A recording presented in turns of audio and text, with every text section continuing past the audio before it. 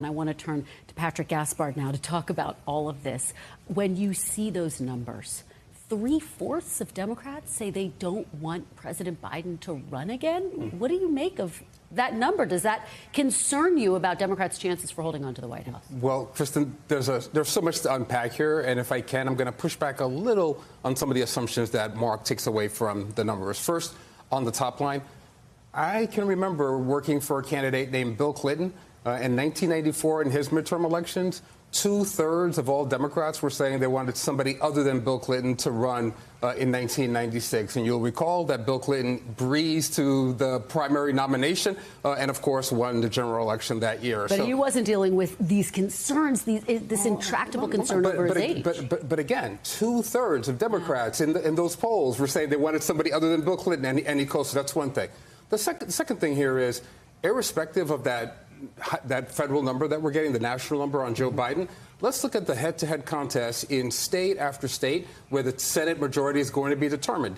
In Arizona, Pennsylvania, Wisconsin, Georgia, in all those places, according to the Washington Post and the polling that you were showing, Democrats are running ahead of precedent, and they're tracking far better than expected, and they're leading in all those races, unexpectedly. In the House races, in the generic ballot, Democrats right now are in a head-to-head tie with Republicans. They've closed the gap that existed some months ago. That's mostly, I think, as a consequence of improvements that are being made in the economy, a sense that inflation is retreating just a bit, and a sense that Democrats did put some points on the board over the course of the last year. Shots in arms, jobs in the economy, opening schools, creating safety in the country. And I want to talk to you more broadly about the midterms, but let me just follow up with you on the president. When you see that number, 2/3 of Democrats who say they don't want to see President Biden run again, I have to ask you, are you one of them? Do you want to see President Biden run again? No, I'm being very clear here, Kristen. If you look at the accomplishments of this president in the last year and a half on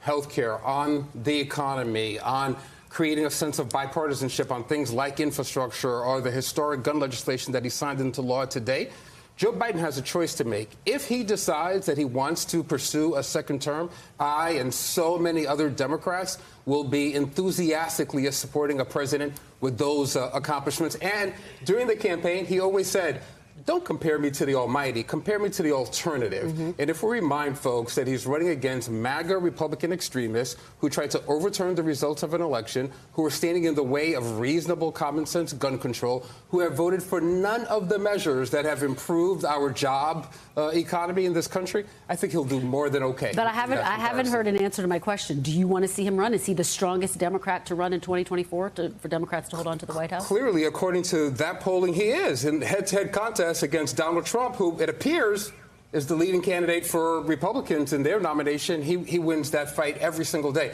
So I'm going to back the still reigning heavyweight champion of the world. Even though that polling doesn't take into account the Electoral College. We want to make that very clear. That polling also doesn't take into account that that's an election 2.5 years from now, as opposed to the issues that most Americans are focused on right now on the economy and what it means to build a just society and to preserve our very democracy. We heard from President Biden today. I want to play a little bit of what we heard from him. This is when he was marking the fact that they just signed that bipartisan gun legislation into law. Let's take a look.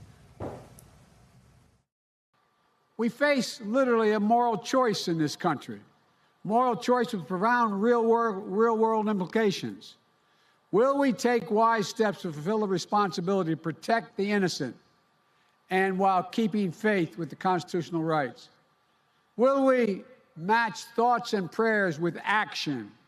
I say yes, and that's what we're doing here today.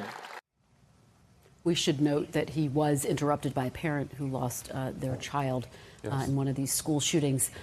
But one of the criticisms from Democrats is that he hasn't shown enough fire and fury in some of these fights. Here he's calling for a renewal of the assault weapons ban. It doesn't seem like there are the votes for that in Congress. But when it comes to these issues, guns, abortion, these issues that progressive Democrats care about, but frankly, these are party-wide issues, do you think the president has shown enough fight, or does he need to do more? These are issues that all Americans care about, irrespective of party affiliation.